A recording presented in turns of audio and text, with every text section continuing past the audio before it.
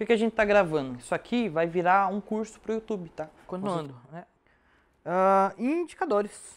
Legal. Analisando a parte lá da parte de termos de trader, né? Indicadores, legal. O price action puro, como a gente comentou, ele não utiliza indicadores. É basicamente a movimentação do preço. Subindo, caindo, subindo, caindo, subindo, caindo. Os traders mais antigos, né? Não sei se vocês acompanham os velhão do mercado, a maioria deles nem utiliza indicador. Só vê o gráfico.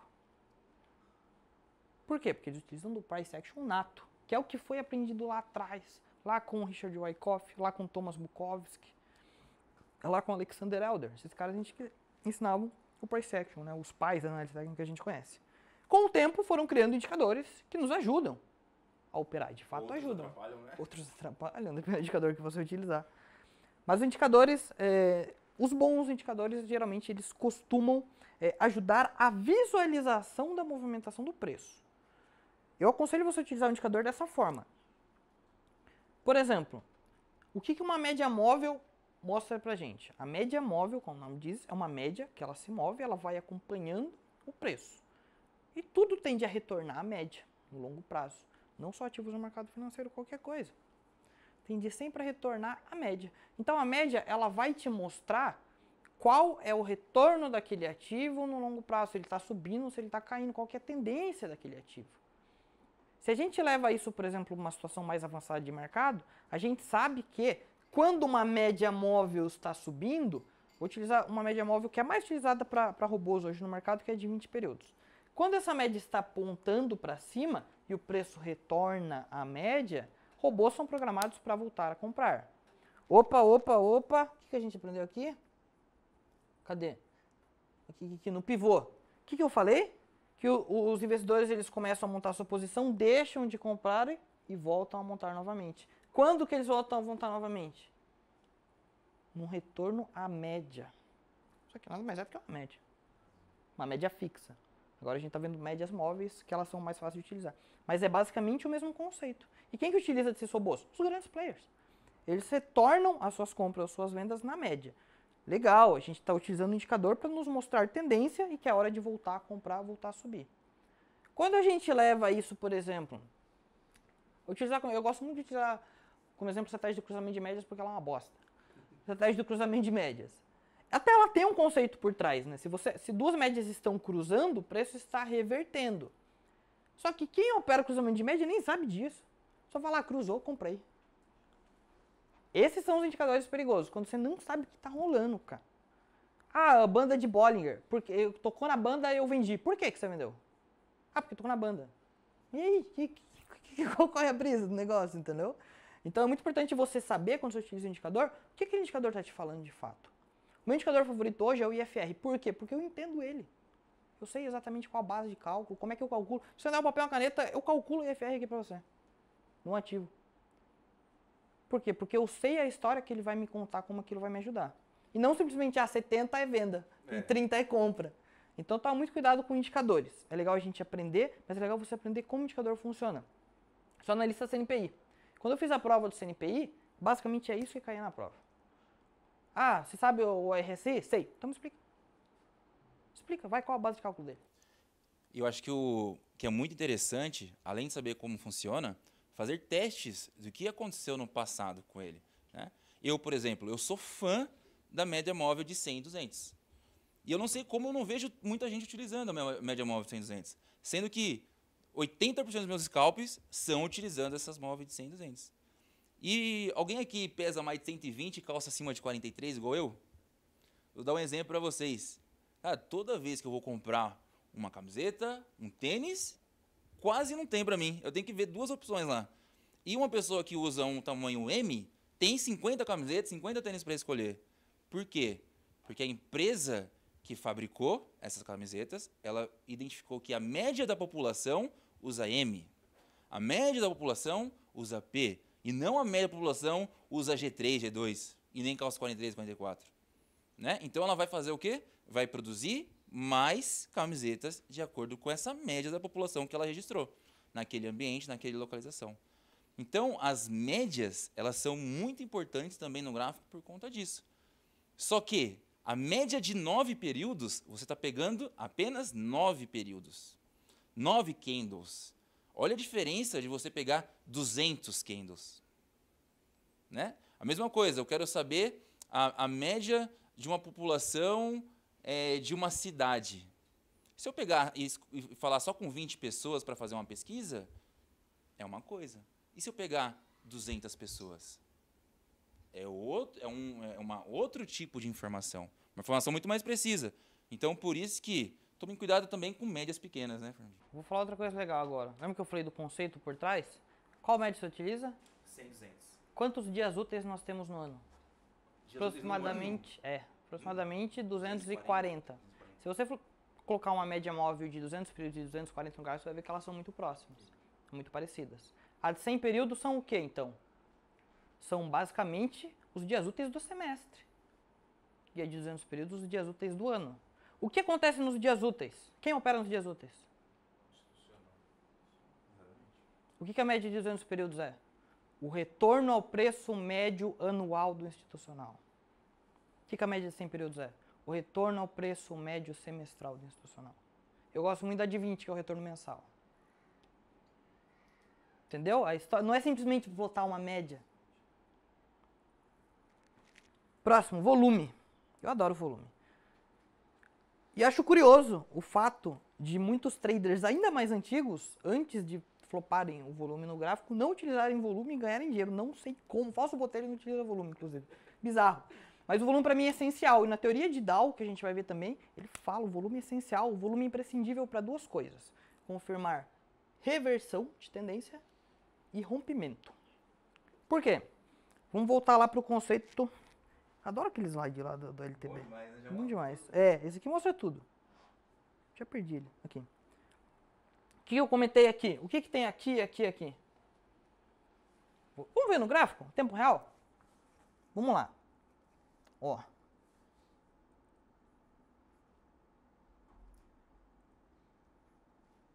Aqui. Eu fiz uma compra para quem tá no meu grupo de sinais aí, daqui. Pegou a compra de Matite hoje? Comeu bola, hein? Porra. Ó, tá chegando no segundo alvo aí já.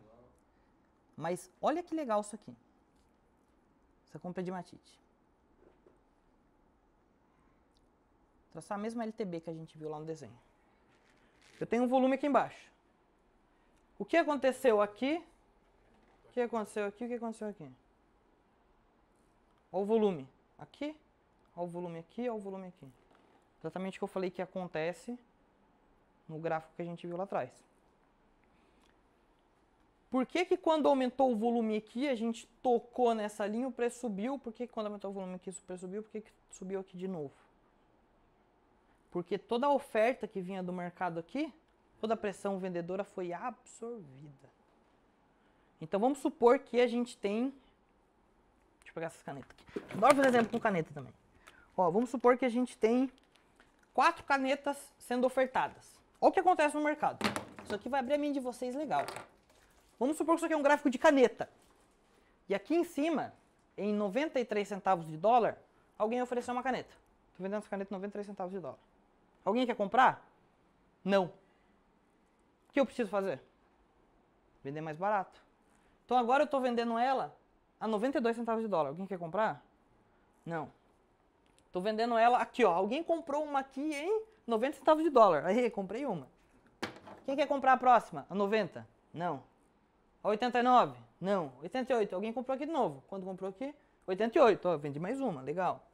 Quem quer comprar a próxima? 87. 87. Então, tá vendo que o volume de negociação é leve? Eu negociei 2 canetas só. O volume é baixo. Só que a hora que o preço chegou aqui em 84, chegou um cara e falou, ô, eu quero 5 canetas. Vixe, 5 canetas? Tó, 5 canetas. Vendi pra ele 84. O que aconteceu? Não tenho mais caneta pra vender. Então o que ele faz com as canetas dele? Ele pode vender mais caro. Porque não tem mais. Então ele pode vender a 88. O que ele fez em 88? Vendeu uma caneta. Alguém quer comprar mais? Não, 87, vendeu outra caneta. O que aconteceu aqui quando eu vendi as 5 canetas para ele? O volume de negociação foi maior, vendia mais canetas.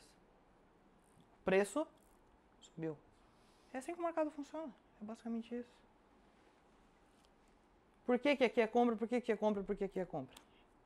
Porque aqui tem gente querendo comprar. Simples. Por isso que o volume é essencial para uma reversão de preço. Você precisa ter um comprador para sua oferta, para suas vendas. E o mesmo vale para um rompimento. O que é um rompimento? O rompimento de preço é o seguinte. Vamos achar um pivôzão aqui? Aqui tem, né? Cadê? Aqui não. O pivô de baixo aqui. Eu quero ver um de alto. Aqui, ó. Olha que legal. Olha que legal. Olha. Nossa, eu adoro esse negócio, velho. Fico doido, mano. Parece um menino. Ó. Vamos lá. Canetas sendo compradas. Preço subindo. Chegou aqui em 74 centavos. Alguém foi lá e comprou todas as minhas canetas. Ó, comprei tudo. Pluf. O que aconteceu com o volume? Subiu. O preço da caneta caiu. O que aconteceu aqui embaixo? O volume subiu. O preço da caneta voltou a subir. E aí o preço chegou aqui de volta para a zona de 74. E aqui em 74, o que a gente tem aqui? Não tem um vendedor? Não tem um cara que vende caneta aqui a 74? Então o que eu preciso fazer para que o preço continue subindo? Comprar todas. Olha o volume. Comprei todas as canetas dele. Vou vender a 75? Não. Vou vender a 76? Não. 77? Não. O que está acontecendo com o preço? Volume é necessário para duas situações: rompimento e reversão. Tome muito cuidado só para não confundir rompimento e reversão. Porque os dois necessitam de volume. 80% dos rompimentos falham. 80% das vezes ele vai chegar aqui e o vendedor vai ter caneta para vender para ele. E o que a maioria das pessoas fazem? Compra. Aqui nesse caso deu certo. 80% das vezes vai dar errado. Eu só opero reversão hoje. Já operei muito rompimento. Só reversão. Por quê? Porque 80% das vezes falha. Significa que eu venderia aqui? Não. Por quê? Porque eu não olho só isso, não olho só o volume. Tem muitos outros indicadores que vamos dizer se aqui é uma boa venda ou não. Por isso que a minha taxa de acerto não é 80, 86. Por quê? Porque eu consigo utilizar mais indicadores que a gente vai ver também. E também tem um que eu utilizo bastante, que é a divergência no volume. Não sei se vocês já repararam, mas muitas vezes a gente vê o ativo fazendo um topo primeiro, ele faz um pullback e esse próximo topo que ele realiza com um volume muito baixo. Então, normalmente, quando ele deixa esse topo lá em cima, eu shorto, por conta que ele sobe sem volume. Então, a gente chama de que é uma divergência no volume em relação ao preço também.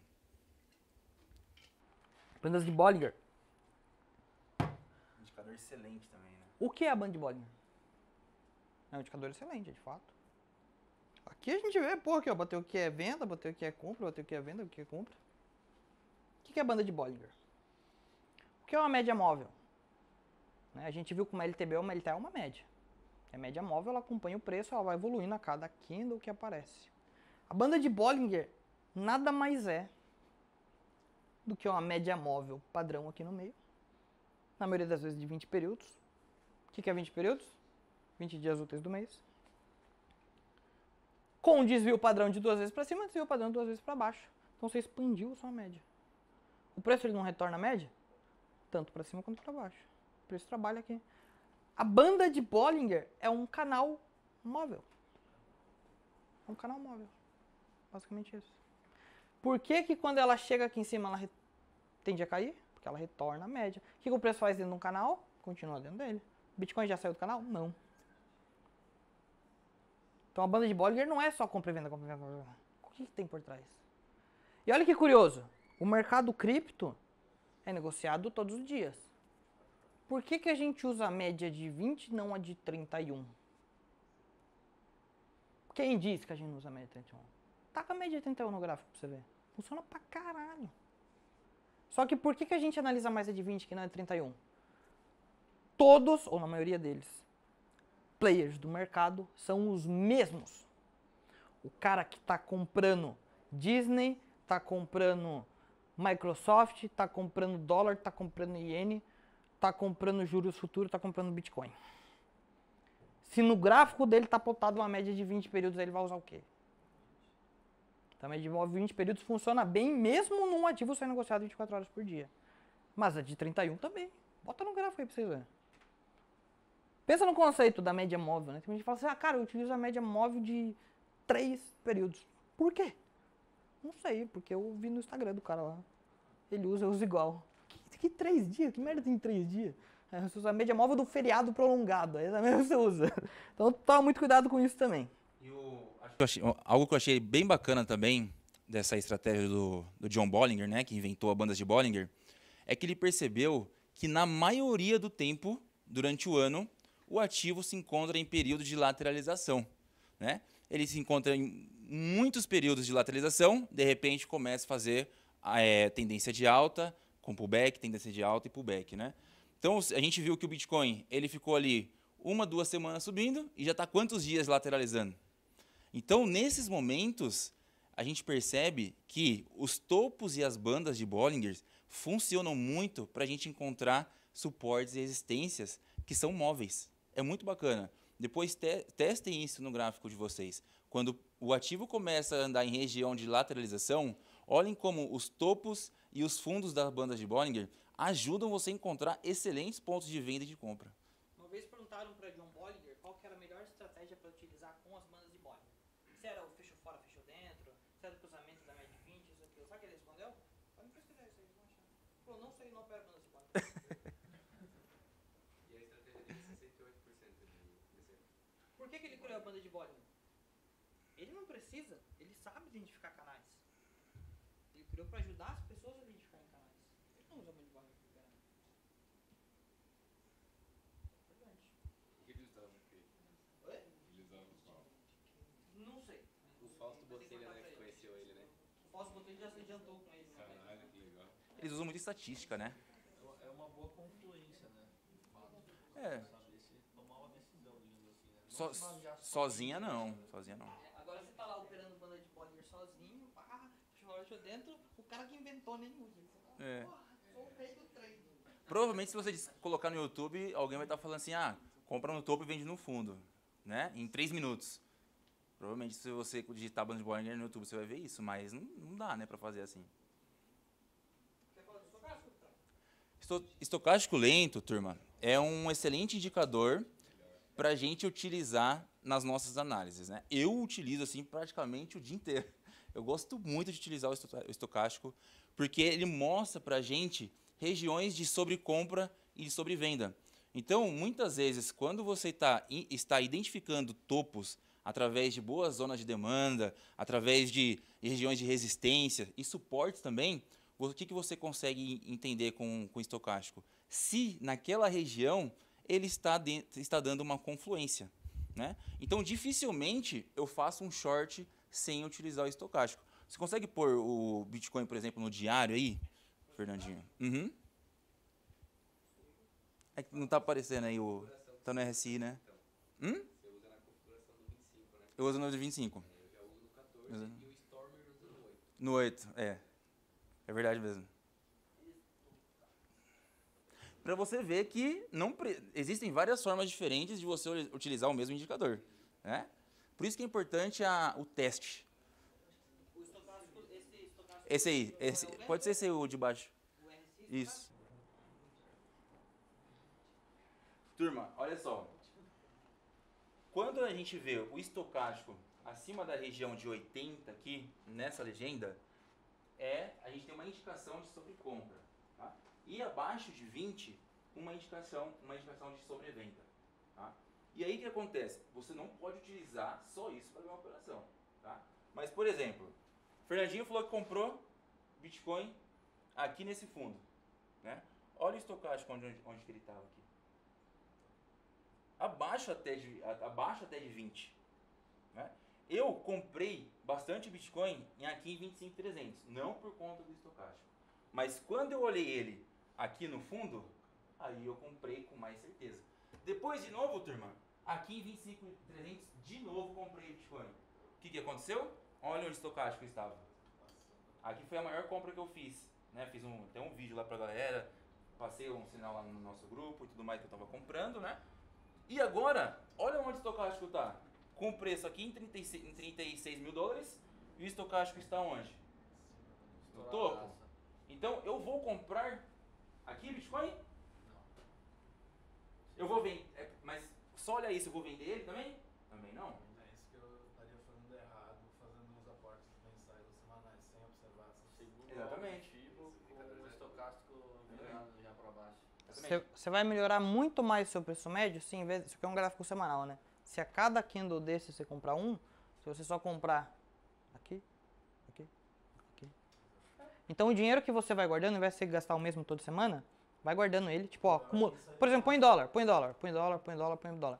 Chegou aqui, converte. Chegou aqui, converte, chegou aqui, converte. Isso é um DCA inteligente. Isso sim.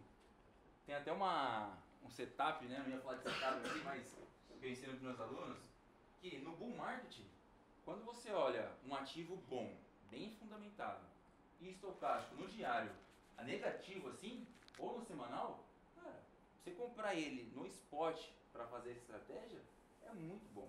Dificilmente o ativo vai continuar caindo mais, né? Isso no spot, tá, galera? Não é para operar assim, mas é excelente. Quando eu identifico uma estratégia estocástico no fundo, é excelente para fazer uma compra. Bom, mas nunca, por favor, eu já fiz isso na cagada. Não usem o estocástico sozinho para fazer compra e venda. Não, já. O indicador, basicamente, ele indica uma análise, se a sua análise está correta ou não. Ele não é necessário para...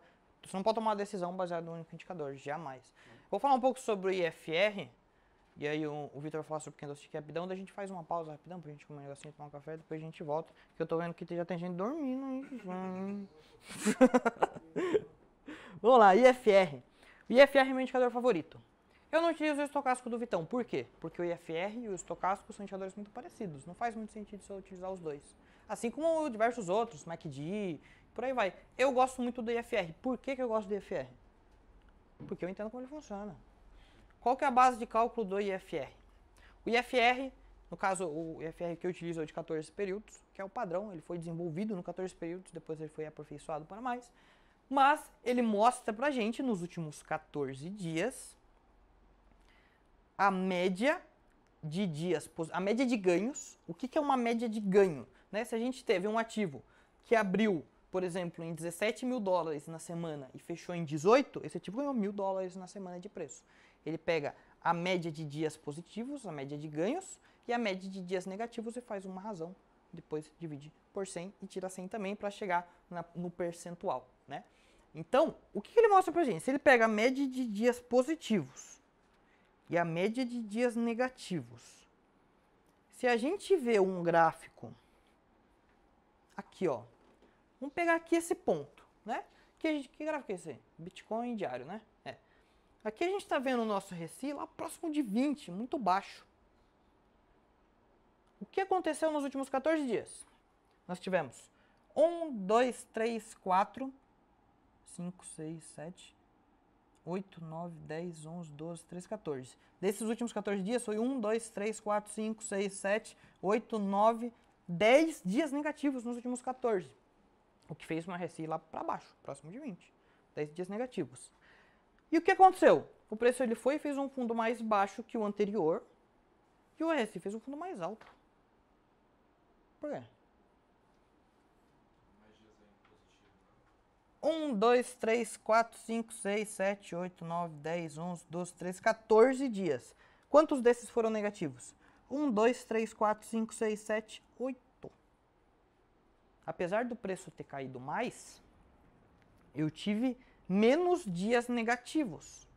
Ou seja, eu tive menos dias onde o Bitcoin perdeu o valor. O que isso quer dizer?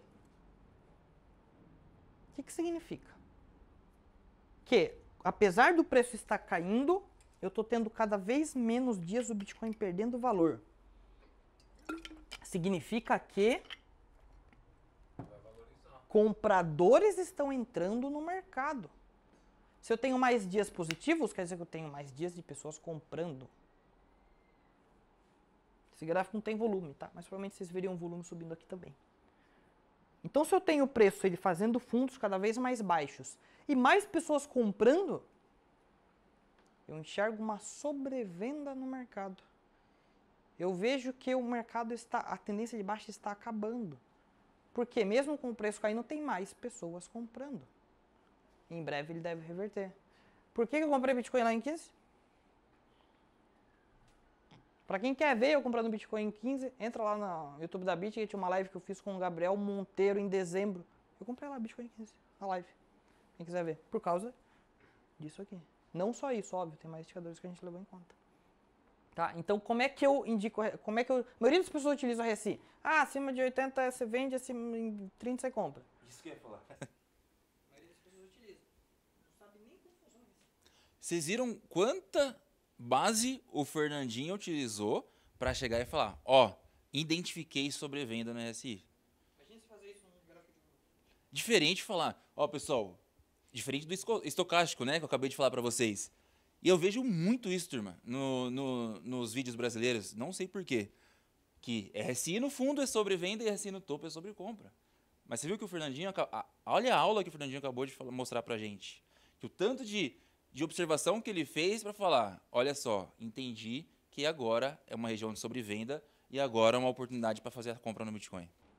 Tanto que quem conhece o meu operacional é chamado DIVAP, né? Que é divergência no IFR, DI, divergência no IFR, volume, já falamos sobre volume, importância do volume para reversão, alvo de FIBO, que a gente ainda vai falar, e P, que é padrão gráfico de reversão, ou padrão de reversão, que a gente também vai falar. Mas tem o DI, tem o V, temos a divergência, temos volume, duas coisas essenciais para uma reversão de preço.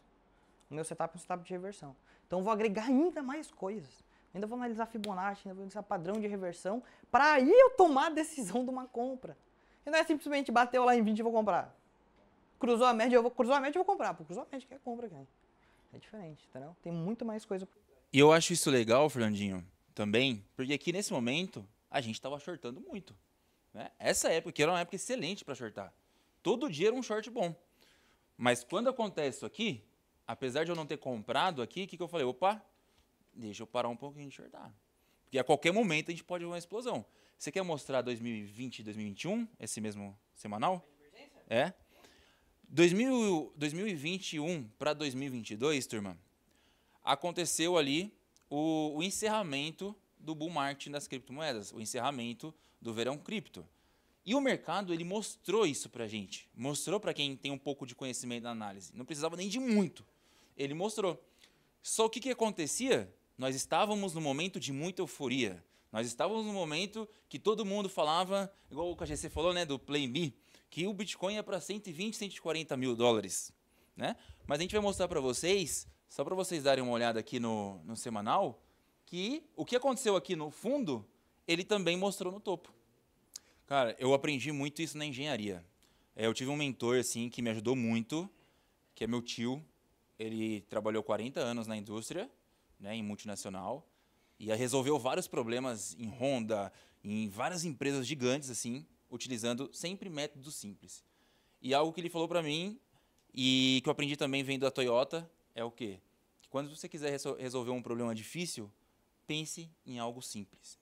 Né? Então, muitas vezes, a gente como trader, a gente quer olhar coisas mirabolantes, mas, na verdade, algo simples ali que pode estar mostrando para a gente as melhores oportunidades. Então, por isso que às vezes a gente tem que tomar um pouquinho de cuidado. Né? Na verdade, é simples mesmo. Só que o nosso cérebro está tão preparado para achar que tem que ser complicado, acho que a nossa vida como brasileiro nos prepara assim, a gente só merece o sucesso se a gente tiver muita dificuldade, né? Não tem muitas essas frases, né? A gente escuta isso o tempo todo, que a gente só merece o sucesso se a gente passar por dificuldade. E aí nosso cérebro fica sendo treinado o tempo todo. Quando chega no gráfico, o que acontece? A gente procura muitas vezes coisas mirabolantes. E aí, se a gente pegar aqui, olha só, olha aqui o preço do Bitcoin, turma, nessa época. Primeira máxima histórica do Bitcoin, em maio aqui. Olha aqui a segunda máxima histórica. Nesse momento, pessoal, o que aconteceu aqui? Crypto Games, NFTs, chegaram... Opa, ao vivaço aqui, ó. Ao vivaço. Pra galera de sala de sinal aí, ó, alvo 2 de matite aqui atingida. Coisa linda. Quem sabe fazer ao vivo, né? Quem sabe fazer ao vivo. Olha só, turma. Então, nós tivemos esse topo aqui em maio, esse topo aqui no final do ano. Esse topo, turma, a gente já conseguia identificar como um topo falso para captar dinheiro da galera iniciante do mercado cripto através dos criptogames. E aí, olha só o RSI, como que ele está nessa região. Veja que nessa região, o topo do RSI está aqui, estão vendo? Próximo de 90. Próximo de 90, e esse topo que é mais alto, olha onde está o RSI aqui. Muito mais baixo, mas muito mais baixo mesmo. Olha no fundo. Será que isso aí funciona para compra também? É vapo, de vapo é vapo, né? Cadê Mesma no coisa fundo? No fundo, se a gente olhar. Tô vendo no CX. É. Primeiro fundo, RSI, próximo de 15. Segundo fundo, 30 e tantos. Esse alvo aí que acabou de bater da Matite, pra quem tá lá na sala de sinal pegou esse alvo, o que rolou aqui, ó?